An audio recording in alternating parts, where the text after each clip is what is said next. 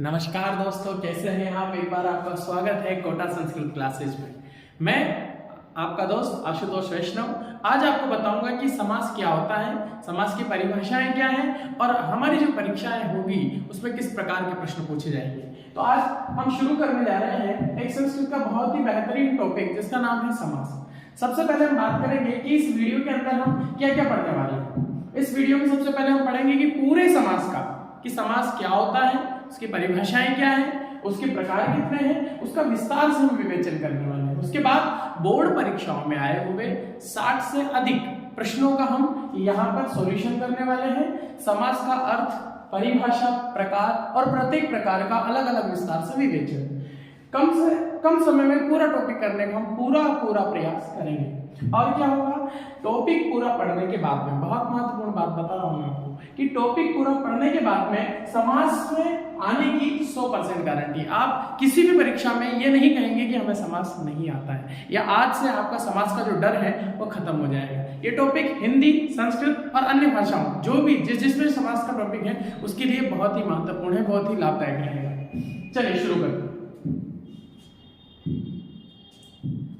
समास शब्द की उत्पत्ति कैसे हुई। समास शब्द की हम अगर उत्पत्ति की बात करें तो सम उपसर्ग पूर्वक यानी पहले हम उसका नाम समझते हैं कि समास शब्द आया कहां से, समास है क्या।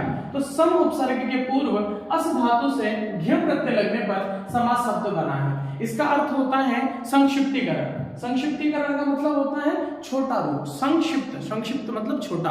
अब मैं आपको यहाँ पर एक नई चीज बताने जा रहा हूं, आप ध्यान दीजिएगा। आपके बचपन से कक्षा 5वीं या 6वीं से आपने एक शब्द सुना होगा जिसको हम संधि के नाम से जानते हैं।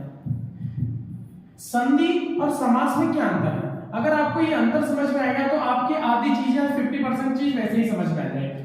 संधि जब हम करते हैं तो दो वर्णों के बीच में करते हैं, और जब समास हम करते हैं तो दो पदों के बीच में करते हैं। दो पदों का मतलब और दो वर्णों का मतलब है, वर्णों मतलब लेटर, दो लेटर में जब मैच होगा, जैसे हम बोलते हैं अ प्लस अ बराबर आ, तो ये जो आ है ये वर्ण है और ये किसमें है, ये संधि हुई है दो वर्णों के बीच में। लेकिन जब दो पद मिलते हैं, जैसे मैं एग्जांपल दूं आपको, राज पुत्र, यहाँ पे पुत्र अलग वर्ड है और राज अलग वर्ड है, दोनों को जब मिलाएंगे तो वहां पर समास होगा।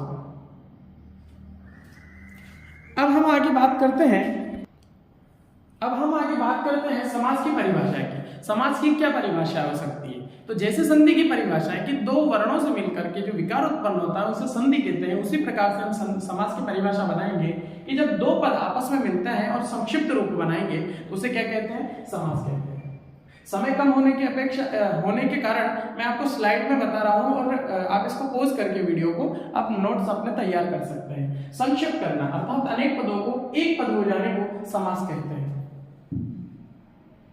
अर्थात जब अनेक पद मिलकर एक पद हो जाता है तो उसे हम समास कहते हैं। एग्जाम्पल देखिए, एग्जाम्पल मतलब यथा मतलब एग्जाम्पल। सीतायाः पति, सीता का पति कौन, सीतापति।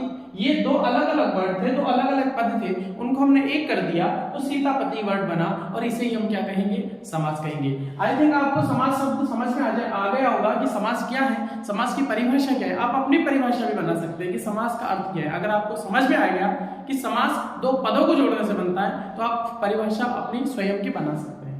आगे चलते हैं, अब हम बात करेंगे समास के भेद की। समास के कितने भेद होते हैं।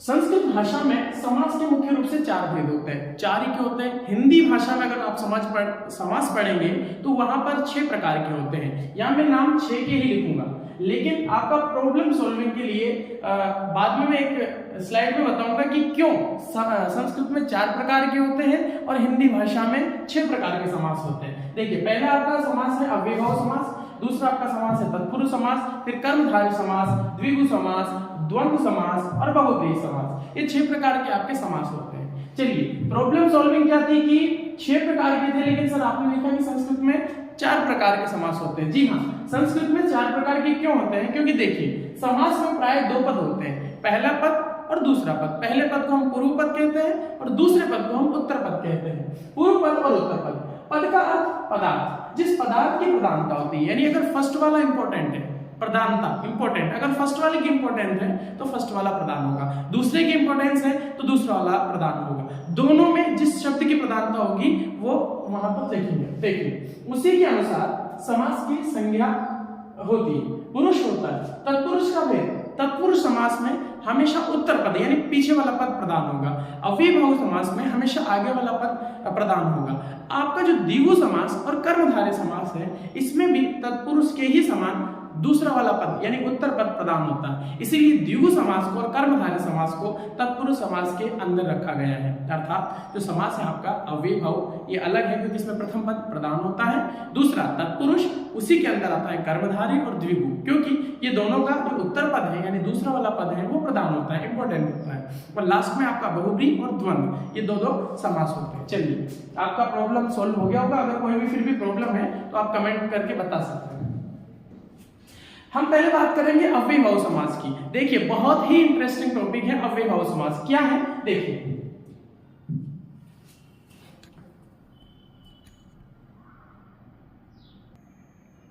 अव्ययभाव समास क्या होता है। देखिए अगर हम किसी का भी नामकरण करते हैं ना, किसी का भी नाम रखते हैं तो उसकी क्वालिटी देख करके रखते हैं, ठीक है। ताजमहल यानी महल है, महल यानी कोई बड़ी जगह, बहुत सुंदर जगह, महल की तरह। उसी प्रकार से यहाँ पे हमने नामकरण किया है अव्ययभाव समास। अव्ययभाव समास क्या, इसमें आपको एक शब्द दिख रहा होगा जिसको हम बोलते हैं अव्यय।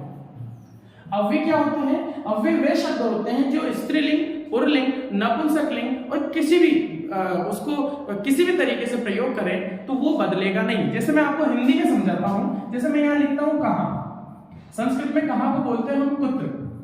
अब ये जो कहा शब्द है इसको मैं स्त्रीलिंग के साथ प्रयोग करता हूं। तुम कहां जा रही हो तो कहा शब्द मैंने स्त्रीलिंग में प्रयोग किया। अगर मुझे किसी लड़के के लिए यानी मेल के लिए यूज करना होगा कि तुम कहां जा रहे हो, तब भी मैंने कहा शब्द ही यूज किया, यानी स्त्रीलिंग और पुल्लिंग शब्द में एक ही वर्ड यूज हुआ जिसका नाम है कहा, जो परिवर्तन नहीं हुआ। अच्छा मैं वचन के लिए यूज करूंगा कि एक वचन के लिए यूज करूं तो कहां जा रहा है तो एक वचन हुआ, तुम सब कहां जा रहे हो, जो कहां वर्ड है ये चेंज हो नहीं रहा है, न वचन में, न विभक्ति में और न ही लिंग में। तो यहाँ पे जो कहा शब्द है ये क्या कहलाएगा, आपका अव्यय कहलाएगा। तो ऐसे शब्द जो किसी भी स्थिति में न बदले वह अव्यय कहलाते हैं। और जो शब्द यानी कि जो शब्द आपके प्रथम यानी पहले पद में प्रयोग हो,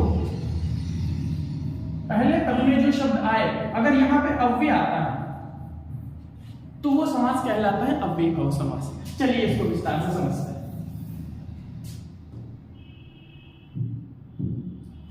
जिस समास में प्रथम पद अव्यय होता है और जिसका अर्थ प्रदान होता है वह क्या कहलाता है, अव्ययभाव समास कहलाता है। फॉर ग्रेड 10 के लिए आपको केवल अव्ययभाव समास के 6 शब्द याद रखने हैं। कौन कौन से, यथा, यथा का मतलब होता है अनतिक्रम्य, यथा अनतिक्रम्य, यथा अनतिक्रम्य, रिपीट करना है, बार बार रिपीट करना है, 8-10 बार बोलेंगे तो आपको याद हो जाएगा। यथा अनतिक्रम्य, यथा अनतिक्रम्य, निर अभाव, निर अभाव, निर अभाव, यथा अनतिक्रम्य, उप समीपम, उप समीपम, अनु योग्यम, अनु योग्यम, प्रति रिपीटेशन, प्रति का मतलब रिपीटेशन क्या होता है मैं इसका मीनिंग बताऊंगा आपका सबका। पहले ये 6 वर्ड आपको याद करना है, सह सात, सह सात, सह सात, उप समीपम, उप समीपम, अनु अनु यानी पश्चात क्या, योग्यम, उप समीपम, उप समीपम, निर अभाव, यथा अनतिक्रम्य। ये 6 वर्ड आपको रिपीट करना है, बार बार रिपीट करना है ताकि आपको लर्न हो जाए। यहां से बोर्ड परीक्षा में 10वीं की बोर्ड परीक्षा में 1 से 2 प्रश्न निश्चित रूप से आएंगे, मान के चलिएगा। चलिए आगे बढ़ते हैं।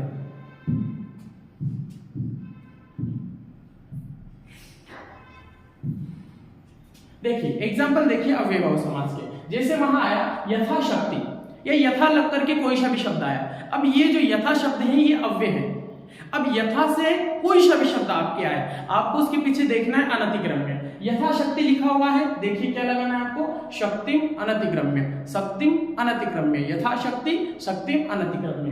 निर्विघ्नम, निर का मतलब मैंने बताया था आपका अभाव, अभाव का मतलब कमी, किसी की कमी है, निर का मतलब कमी। जैसे यहाँ निर्विघ्नम लिखा हुआ है, विघ्नों की कमी, तो यहाँ पे लिखा मैंने विघ्ना नाम अभाव। अब एक विघ्न की तो कमी नहीं हो सकती, बहुत सारे हैं, इसीलिए हमने यहाँ पे बहुवचन का यूज किया, विघ्ना नाम अभावः, विघ्नों की कमी, समस्याओं की कमी। अगर मैं यहाँ लिखूं निर्मक्षिका, मक्खियों की कमी, तो क्या हो जाएगा, मक्षिकाणाम अभावः। निर्मलम, मलानाम अभाव, मलस्य अभाव, यहाँ पे मल एक बहुवचन के रूप में यूज होगा लेकिन उसके षष्ठी विभक्ति लगेगी, मलस्य अभाव, मल की कमी या गंदगी की कमी। उसी प्रकार उपगंगम, गंगाया समीपम, क्योंकि जहां पे भी उप आएगा वहां अपने को क्या लगाना है, समीप लगाना है। निर के साथ क्या लगाना है, अभाव लगाना है। यथा के साथ क्या लगाना है, अनतिक्रम में लगाना है। बस ये 6 चीजें अगर आपने रख ली तो आपका 1 से 2 नंबर पक्का है बोर्ड की परीक्षाओं में। अनुरूपम, रूपस्य योग्यम, प्रतीकम, एकम एकम प्रति। मैंने प्रति का जो बताया था वो बताया था आपको रिपीटेशन यानी बार बार दोहरान। जब बार बार दोहरान होगा तो वहां पे प्रति आएगा। देखो प्रत्येकम, एकम, प्रत्येकम, एकम एकम प्रति, रिपीटेशन। जो वर्ड पीछे आया उसको रिपीट कर दो, लास्ट में क्या लिखना है आपको, इति, एकम एकम प्रति। प्रतिहंसम, निर्मक्षकम, मक्षकाणाम अभाव, उपनद्यम, नद्याया समीपा, उप जहां उप आएगा वहां पे क्या आएगा, समीपम आएगा, निर आएगा वहां अभाव आएगा, यथा आएगा वहां पे अनतिक्रम में आएगा। चलिए आगे शुरुआत करते हैं एक नए समास की। तत्पुरुष समास। क्या होता है तत्पुरुष समास, समझिए। आपने हिंदी में और बचपन में पढ़ा है, कर्ता ने, कर्म को, करण से, संप्रदान के लिए, अपादान से अलग, संबंध का के की रारे अधिकरण में। पर अगर ये आपने पढ़ा हुआ है तो तत्पुरुष समास बहुत ही इजी है, लेकिन इसके लिए जो मैंने अभी बोला वो आपको याद होना जरूरी है। कर्ता ने, कर्म को, करण से, संप्रदान के लिए, अपादान से अलग होने के अर्थ में, संबंध का के की रारे अधिकरण में, पर संबोधन हे हो, अरे ये याद होना जरूरी है। तत्पुरुष समास में आपके विभक्ति चिन्ह आते हैं, जैसे कर्ता ने, जैसे राम ने, ठीक है। उसी प्रकार जैसे रेलगाड़ी, रेल के लिए गाड़ी, तो जहां के लिए है वहां पे तत्पुरुष समास से, जहां ने है वहां तत्पुरुष समास से। समझिए क्या है तत्पुरुष समास में, प्राय उत्तर पद की प्रधानता होता है। अव्ययभाव समास में प्रथम पद की प्रधानता होती थी, यानी जो फर्स्ट वाला वर्ड था उसकी इंपॉर्टेंट थी क्योंकि वो अव्यय होता था। यहाँ पे उत्तर पद की प्रधानता होती है, जैसे राज्ञः पुरुष, राजा का पुरुष, राजा का पुरुष, राजा का पुरुष है, राजा नहीं है, राजा इंपोर्टेंट नहीं है, यहाँ पे पुरुष इंपोर्टेंट है। जैसे हम आवाज लगाएंगे कि हे राजा के पुरुष इधर, तो राजा के पुरुष, तो वो पुरुष आएगा, राजा नहीं आएगा। तो यहाँ पे इंपोर्टेंट किसके, पुरुष के इंपोर्टेंट है। चलिए आगे बढ़ते। राजपुरुष आना है, राजा के पुरुष को लाओ, ऐसा कहने पर ये आप इसका स्क्रीनशॉट ले सकते हैं। जैसे कृष्णम श्रितः, कृष्ण पर आश्रित, कृष्ण इंपोर्टेंट नहीं है, आश्रित इंपोर्टेंट है, जो उनके ऊपर आश्रित हैं वह इंपोर्टेंट है, कृष्ण आश्रित। चलिए इसके एग्जांपल्स देखते हैं। इसके मैंने बहुत सारे एग्जांपल लिखे क्योंकि इसके सारे विभक्तियों में इसके लगभग एग्जांपल चलते हैं। देखिए शरणम आगतः, शरणागतः, शरणम प्राप्तः, शरण प्राप्तः। अब इनका अगर हम ट्रांसलेशन देखेंगे तो क्या हुआ, जैसे शरणागत शरण को आया हुआ, तो शरण को, कर्ता ने, कर्म को, तो कौन सी विभक्ति होगी, द्वितीय तत्पुरुष समास। जिस विभक्ति में ये आपको मिलेगा वही इसका नाम हो जाएगा। जैसे यहाँ पे देखिए भूताय बलि, भूत के लिए बलि, तो यहाँ पे कौन सी विभक्ति है, चतुर्थी विभक्ति, के लिए, कर्ता ने, कर्म को, करण से, संप्रदान के लिए। तो ये बहुत सारे एग्जांपल है और ये एनसीईआरटी ने ही डाले हुए हैं, तो आपको ध्यान रखना है। इसका स्क्रीनशॉट ले लीजिए, एक बार इसका स्क्रीनशॉट ले लीजिए और चलिए आगे बढ़ते हैं। ले लिया, चलिए वेरी गुड। आगे बढ़ते हैं। अब हम समास की बात करेंगे अगला, इसका नाम है द्वंद्व समास। द्वंद्व, द्वंद्व, द्वंद्व, बार बार द्वंद्व बोलिए। द्वंद्व का मतलब होता है झगड़ा, लड़ाई झगड़ा। जी हाँ, लड़ाई झगड़ा, जिसके बीच में भी लड़ाई झगड़ा होता है वहां पे द्वंद्व समास होता है। ये केवल ट्रिक बता रहा हूं, ऐसा कुछ नहीं है। जैसे कि आगे देखिए, इस समास में आकांक्षा युक्त दो पदों के मध्य में च और लगता है। जहां पे आपको च दिखाओ, च का मतलब होता है चोर नहीं, च का मतलब होता है और, याद रखिए। जैसे धर्म च अर्थ च, धर्म और अर्थ, ठीक है। धर्म का मतलब धर्म, अर्थ का मतलब पैसा। धर्म और पैसा दोनों का एक साथ मिश्रण, अलग अलग है, ठीक है। तो धर्मार्थ, यहाँ पूर्व पद धर्म और उत्तर पद में अर्थ, इन दोनों की ही प्रधानता है। यहाँ पे ये बात ध्यान रखिएगा कि जो द्वंद्व है, तो झगड़ा होता है, वो दोनों इंपॉर्टेंट होता है, दोनों बराबर होते हैं, उसी के बीच में झगड़ा करवाया जाता है। WWE में जब आप जाएंगे तो देखिएगा कि दोनों इक्वल होने चाहिए, उनका वेट इक्वल होना चाहिए, साइज इक्वल होनी चाहिए, उसके बाद में ही झगड़ा होता है उनका, मतलब उनकी फाइटिंग होती है। तो ये द्वंद्व समास है, जहाँ बीच में क्या यूज करेंगे अपन, च और का शब्द का यूज करेंगे। समस्त पद पर द्विवचन में होता है क्योंकि दो शब्द आते हैं, धर्म च अर्थ च, तो द्विवचन हो गया तो धर्मार्थ हो गया, तो दो मात्रा आएगी। समस्त पद प्राय द्विवचन में होता है। जैसे हरिश्च हरश्च, हरि मतलब विष्णु, हरः मतलब शिव, हरि और हर, हरि और हर, तो और का मतलब छ, बाकी अपन ने यहाँ पे लिख दिया है। आगे बढ़ते, इसके एग्जाम्पल है, इसका आप चाहे तो स्क्रीनशॉट ले सकते हैं। पार्वती च परमेश्वर, रामश्च कृष्ण धर्मश्च अर्थश्च कामश्च, ये बार बार पूछा गया है, ध्यान रखिएगा। धर्म अर्थ काम मोक्ष वाला बार बार पूछा गया है, इसको इंपॉर्टेंट लगा लीजिएगा। चलिए आगे बढ़ते हैं। अब हमारा सबसे महत्वपूर्ण जो समास है वो बहुब्रीहि समास है और मेरा फेवरेट समास है, क्योंकि मेरा नाम भी इसी के अंतर्गत आता है। क्यों? यहाँ पे सारे देवताओं के नाम, सारे राक्षसों के नाम और जितना बच चुका है हमारे बाकी समासों का वो सब कुछ इसमें आ जाएगा। क्यों? क्योंकि बहुब्रीहि, बहुब्रीहि, व्रीहि का मतलब होता है जैसे हम मान लीजिए हमने गेहूं की फसल बनाई है और उसको काट लिया है, काटने के बाद में जब हम उसको लेके जाते हैं तो कुछ दाने उस खेत में गिर जाते हैं, तो जो दाने गिरे हुए होते हैं उनको बोलते हैं व्रीहि, यानी बचा हुआ जो कुछ भी है वो सब क्या है? बहुब्रीहि, वो बहुब्रीहि समास है। जैसे और सबसे महत्वपूर्ण बात इसकी समास की यह है कि न तो इसमें प्रथम पद इंपॉर्टेंट है न सेकंड पद इंपॉर्टेंट है, बल्कि दोनों मिलाकर के जो तीसरा पद बनेगा वो इंपॉर्टेंट है। कैसे? आइए देखते हैं। इस समास में जब अन्य पदार्थों की प्रधानता होती है तो बहुब्रीहि समास कहलाता है।